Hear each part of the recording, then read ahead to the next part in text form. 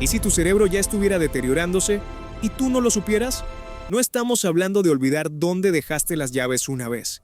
Estamos hablando de señales silenciosas que tu sistema nervioso lleva meses enviándote. Señales que la mayoría de médicos no detectan hasta que ya es demasiado tarde. La demencia no aparece de un día para otro. Se construye en silencio durante años dentro de tu cerebro. Y lo más perturbador es esto. Muchas de estas señales de advertencia se disfrazan de cosas completamente normales. Un pequeño olvido, un cambio en tu letra, una pérdida de interés en algo que antes amabas. En este video vas a descubrir las 10 señales de alerta tempranas de la demencia que casi nadie reconoce a tiempo. Señales respaldadas por neurología clínica, explicadas con precisión, para que tú o alguien que amas pueda actuar antes de que el daño sea irreversible. Quédate hasta el final. La señal número 7 es la que más sorprende a los neurólogos, y probablemente nunca la habrías asociado con una enfermedad cerebral. Empecemos con algo que casi nadie toma en serio. ¿Cuándo fue la última vez que entraste a una panadería y sentiste ese olor intenso a pan recién horneado? ¿O que el aroma de tu comida favorita te llegó desde la otra habitación antes de que pudieras verla? ¿O que el olor a lluvia sobre el pavimento caliente te golpeó en la cara de manera inmediata, sin esfuerzo? Si tienes que pensarlo demasiado, o si no recuerdas cuándo fue la última vez que un olor realmente te impactó, presta mucha atención a lo que vamos a explicar ahora. El bulbo olfativo es una de las primeras estructuras cerebrales en ser atacadas por la demencia. Esta pequeña región, ubicada justo en la base del cerebro, no es simplemente el detector de olores del sistema nervioso. Es una puerta directa al hipocampo, que es el centro de memoria más crítico de todo el cerebro humano. Esa conexión directa entre olfato y memoria no es un accidente evolutivo. Es la razón por la que ciertos olores pueden transportarte instantáneamente a recuerdos de hace 20 o 30 años. El olor del perfume de tu abuela, el olor de la cocina de tu infancia, el olor del mar la primera vez que lo viste. Esa autopista neurológica entre el olfato y la memoria es también la primera en colapsar cuando la demencia comienza a operar. Cuando el bulbo olfativo comienza a degenerarse, los pacientes experimentan lo que se llama hiposmia, una reducción progresiva en la capacidad de identificar olores comunes. Café, jabón, gasolina, canela, ajo.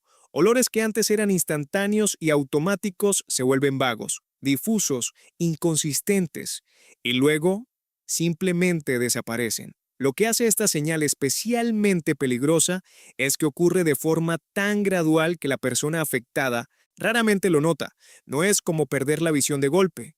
Es más como si el volumen de todos los olores del mundo se fuera bajando muy lentamente durante meses o años, hasta que un día alguien menciona que el café huele increíble y tú ya no lo percibes. Un estudio publicado en la revista JAMA Neurology siguió a miles de adultos mayores durante 5 años y encontró que las personas con dificultad significativa para identificar olores comunes tenían hasta 4 veces más riesgo de desarrollar deterioro cognitivo en ese mismo periodo.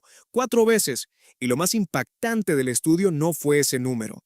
Fue que la pérdida de olfato apareció en promedio 2 años antes de que cualquier otro síntoma cognitivo fuera detectable. Esto convierte al olfato en uno de los biomarcadores más tempranos y más accesibles que existen para identificar riesgo neurológico. No necesitas una resonancia magnética, no necesitas análisis de sangre especializados, necesitas preguntarte honestamente, ¿cuándo fue la última vez que un olor realmente me llegó con fuerza? No es un olvido, no es alergia, no es la edad, es tu cerebro enviando una señal de emergencia a través del único canal que nadie vigila. La segunda señal tiene que ver con algo que haces cada noche o que deberías estar haciendo correctamente. Dormir mal no solo te deja cansado al día siguiente, no es simplemente una cuestión de productividad o energía. A nivel neurológico, dormir mal de forma crónica está destruyendo tu cerebro en tiempo real. Y la razón tiene un nombre que muy poca gente conoce. Durante el sueño profundo, específicamente durante las fases de sueño de ondas lentas, tu cerebro activa lo que los científicos llaman el sistema linfático. Imagínalo como una red de drenaje microscópico que solo se activa cuando el cerebro está en modo de descanso profundo. Durante el día, mientras estás despierto y activo, ese sistema está prácticamente inactivo. Pero en cuanto entras en sueño profundo, las células gliales que rodean a las neuronas se contraen hasta un 40% de su tamaño normal, abriendo canales por donde el líquido cefalorraquídeo puede fluir libremente a través del tejido cerebral. ¿Y qué arrastra ese fluido consigo? Desechos metabólicos tóxicos acumulados durante el día, proteínas mal plegadas, subproductos del metabolismo neuronal y entre todos esos desechos, las placas de amiloide. Las placas de amiloide son fragmentos de proteína que se acumulan entre las neuronas y forman depósitos tóxicos que interfieren con la comunicación neuronal. Son la firma patológica más conocida del Alzheimer. Y el sistema linfático es literalmente el mecanismo que el cerebro usa para limpiarlas cada noche. ¿Qué pasa cuando ese sistema no puede completar su trabajo? Las placas se acumulan, la comunicación entre neuronas se deteriora, la inflamación cerebral aumenta y esa inflamación fragmenta aún más el sueño profundo. Lo que tienes es un ciclo vicioso de retroalimentación negativa. Mal sueño genera acumulación de amiloide. La acumulación de amiloide daña las estructuras cerebrales que regulan el sueño, y ese daño produce peor sueño, que genera más acumulación, un círculo que el cerebro no puede romper solo, y que puede estar operando dentro de ti ahora mismo sin que ningún síntoma evidente lo delate todavía. ¿Cómo reconoces que tu sueño no está siendo reparador a nivel neurológico? No siempre se trata de dormir pocas horas. Algunas personas duermen 8 horas y aún así no entran en las fases de sueño profundo donde el sistema linfático opera. Las señales más específicas son estas: despertarte entre las 2 y las 4 de la madrugada de forma consistente, sin razón aparente y no poder volver a dormir. Levantarte con la HAIM, sensación de que tu mente no descansó aunque hayas estado en cama suficiente tiempo. Tener sueños muy vívidos, intensos o fragmentados que te dejan agotado en lugar de descansado. Necesitar estimulantes como el café para funcionar durante las primeras horas del día, todos los días, sin excepción. Si varios de estos patrones describen tu noche habitual desde hace meses o años, tu cerebro podría estar acumulando el tipo de daño que no aparece en los análisis de rutina, pero que sí aparece años después en el diagnóstico que nadie quiere recibir. Las siguientes dos señales son tan cotidianas, tan integradas en tu vida diaria, que la mayoría de personas las descarta sin pensarlo 2 veces, pero están respaldadas por décadas de investigación neurológica, y juntas forman uno de los patrones más consistentes en los estudios de detección temprana de demencia. Primera señal: observa tu letra, no cuando escribes rápido y descuidado. Observa tu letra cuando escribes con intención, cuando firmas tu nombre, cuando haces una nota que quieres que alguien más pueda leer. ¿Ha cambiado en los últimos años? ¿Se ha vuelto más pequeña de lo que solía ser? ¿Más apretada? ¿Más comprimida? ¿Con menos espacio entre letras? ¿Más difícil de leer incluso para ti mismo? Si comparas una carta o nota que escribiste hace 10 años con algo que escribiste este mes, ¿el tamaño de tu letra ha disminuido notablemente? Este fenómeno tiene un nombre clínico específico: micrografía, y no tiene nada que ver con la postura, el lapicero, ni con cuánto practicas la caligrafía. La micrografía es un síntoma neurológico directo. Ocurre cuando los ganglios basales, un conjunto de núcleos profundos en el cerebro que funcionan como un procesador del movimiento automático, comienzan a perder eficiencia. Los ganglios basales son los responsables de los movimientos que no tienes que pensar conscientemente para ejecutar: caminar, gesticular mientras hablas, el ritmo al masticar y escribir a mano. Cuando estos núcleos se deterioran, el cerebro pierde gradualmente su capacidad de calibrar la amplitud de los movimientos repetitivos. Los comandos motores se vuelven más conservadores, más pequeños, como si el sistema nervioso estuviera tratando de gastar menos energía en cada instrucción que envía. El resultado visible en el papel es una letra que se encoge, se aprieta, pierde fluidez. La micrografía es uno de los marcadores más documentados en el Parkinson temprano y en la demencia con cuerpos de Lewy, dos condiciones neurodegenerativas que comparten mecanismos de deterioro similares en los ganglios basales. Y su importancia clínica es esta: aparece antes de los temblores, antes de los olvidos graves, antes de que cualquier médico de cabecera sospeche algo. Segunda señal de este bloque: la dificultad para hacer varias cosas al mismo tiempo. Aquí necesito ser preciso porque todos tenemos momentos en que nos distraemos o perdemos el hilo de algo. Eso es normal. No es eso de lo que estamos hablando. Estamos hablando de un patrón que se ha vuelto consistente. Empiezas a preparar la cena, suena el teléfono, contestas, y al colgar genuinamente no sabes en qué paso de la receta estabas ni qué ibas a hacer después. Puedes ver televisión o escuchar música mientras hablas con alguien, o necesitas apagar todo lo demás para poder concentrarte en una sola conversación. Pierdes objetos con frecuencia porque tu mente estaba en otra cosa cuando ¿los dejaste en algún lugar? Si este patrón describe tu realidad habitual, y no solo los días de estrés extremo, sino la mayoría de los días, la corteza prefrontal podría estar enviando señales de alerta. La corteza prefrontal es la región del cerebro que gestiona lo que los neurocientíficos llaman funciones ejecutivas. La capacidad de planificar, de mantener información activa en la memoria de trabajo, de dividir la atención entre múltiples tareas simultáneas y de redirigir el foco después de una interrupción. Cuando esta región se deteriora, no colapsa de golpe, se debilita de manera progresiva y silenciosa, y la primera señal de ese debilitamiento no es olvidar el nombre de alguien, es perder la capacidad de sostener múltiples hilos de atención al mismo tiempo. El multitasking no es un lujo cognitivo, es una función ejecutiva básica. Y cuando empieza a fallar de forma consistente, es uno de los primeros indicadores de que algo más profundo está a diario comenzando a cambiar en el cerebro. Pasemos ahora a 3 señales que involucran tu cuerpo en movimiento y tu relación con el espacio físico que te rodea. Estas señales son especialmente importantes porque son observables desde afuera, lo que significa que muchas veces las personas cercanas las detectan antes que el propio afectado. La primera tiene que ver con algo tan automático que nunca le prestas atención. ¿Cómo balanceas los brazos cuando caminas? Cuando una persona camina de forma natural y saludable, sus brazos se balancean de manera opuesta al movimiento de sus piernas. El brazo derecho avanza cuando avanza la pierna izquierda y viceversa. No lo decides, no lo piensas, no lo controlas conscientemente. Es un programa motor automatizado, grabado en los circuitos más profundos de tu corteza motora y tus ganglios basales, que se ejecuta de forma autónoma cada vez que caminas. Ese automatismo es una señal de que tu sistema nervioso motor está funcionando con eficiencia completa. Cuando ese sistema comienza a fallar, uno de los primeros signos visibles no es un tropiezo, no es una caída, no es un temblor.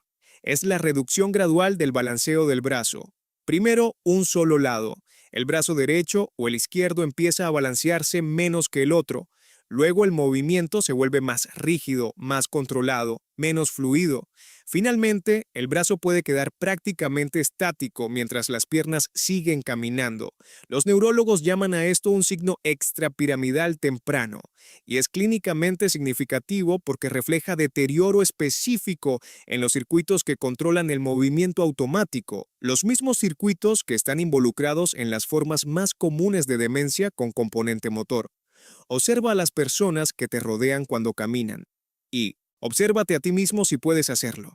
Un brazo que ya no se balancea libremente no es un detalle estético, es el sistema nervioso central comunicando que algo está cambiando. La segunda señal de este bloque es más interna, pero igual de neurológicamente significativa. ¿Has notado en alguien cercano o en ti mismo una pérdida gradual de interés en actividades que antes generaban entusiasmo genuino?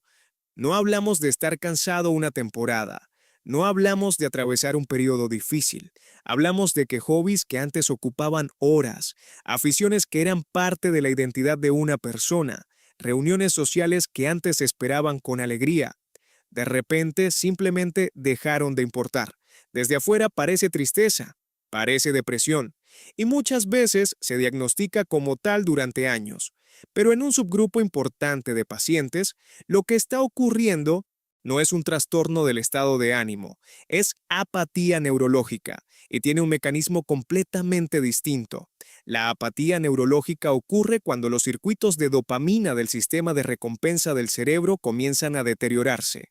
La dopamina no es solo la hormona de la felicidad, es el neurotransmisor que genera anticipación y motivación. Es la señal química que le dice al cerebro: esto vale la pena, mueve el cuerpo, invierte energía, busca esa experiencia. Cuando esos circuitos fallan, la persona no necesariamente siente tristeza ni dolor emocional. Simplemente deja de sentir el impulso de hacer. El placer no llega, la iniciativa se apaga y el mundo que antes era estimulante se vuelve neutro. La diferencia clínica entre depresión y apatía neurológica es importante. En la depresión, el paciente quiere sentir alegría, pero no puede. En la apatía neurológica, lo estoy diciendo, el paciente ya no experimenta el deseo de querer. Es una de las señales más angustiantes para los familiares porque parece un cambio de personalidad voluntario, pero no lo es. Es neuroquímica colapsando silenciosamente. La tercera señal de este bloque involucra tu sentido del espacio. ¿Has notado dificultad para calcular con precisión la distancia entre tu auto y el vehículo de al lado al estacionar? ¿Te has golpeado repetidamente con los marcos de las puertas al pasar de una habitación a otra? ¿Has tenido problemas para juzgar si un espacio es suficientemente amplio para pasar sin rozar los bordes?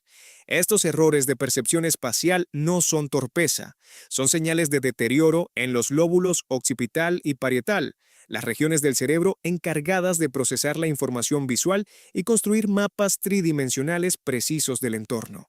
El lóbulo parietal en particular integra información sensorial de múltiples fuentes para darte una representación coherente de dónde está tu cuerpo en relación con los objetos que te rodean. Cuando se deteriora, esa representación empieza a fallar. Las distancias se calculan mal, los bordes se malinterpretan. El cerebro literalmente comienza a malentender la geometría del espacio físico que ocupa. Y lo que se expresa externamente como torpeza ocasional puede ser, en realidad, el inicio de un deterioro visual y espacial que irá escalando con el tiempo. Llegamos a las últimas 3 señales. Y te advierto desde ahora, estas son las más perturbadoras.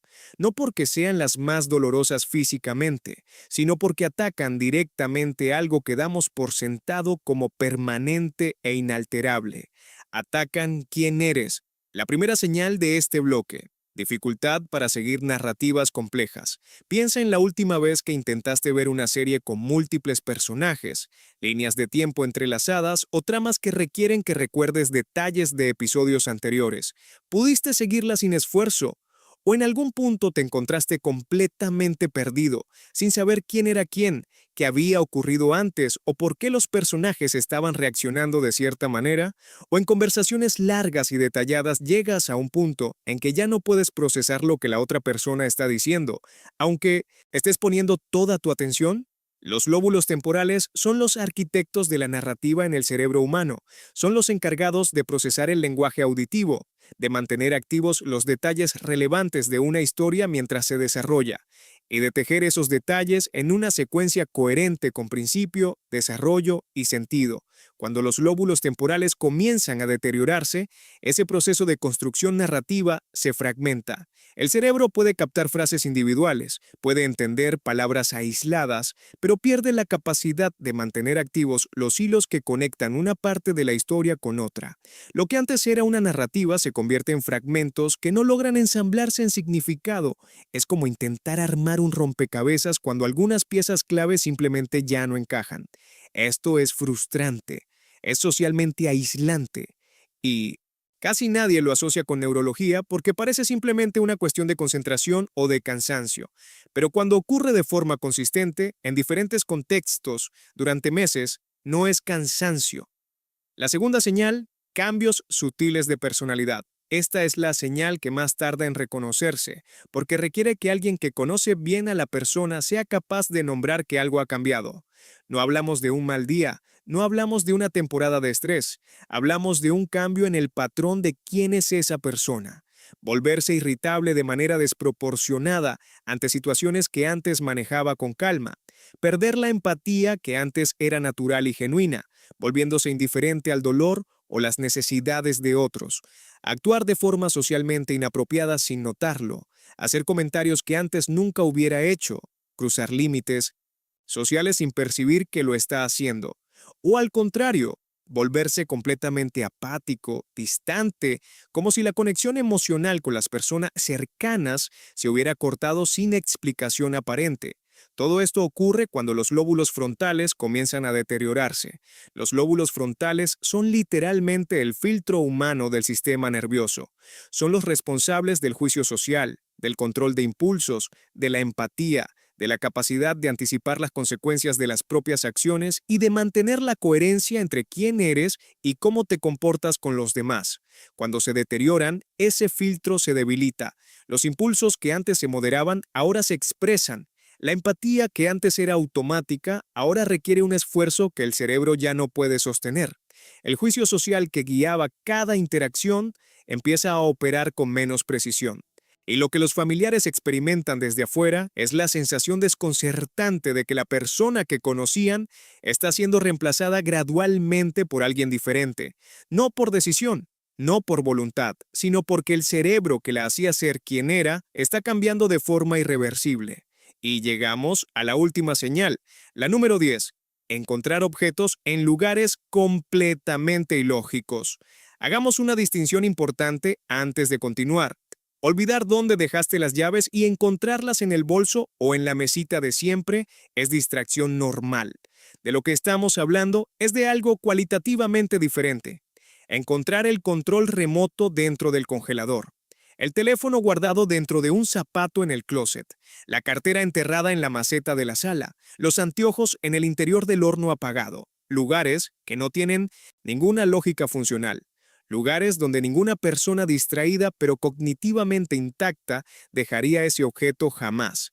Esto ocurre cuando el hipocampo comienza a perder su capacidad de construir mapas espaciales y asociaciones lógicas entre objetos y ubicaciones.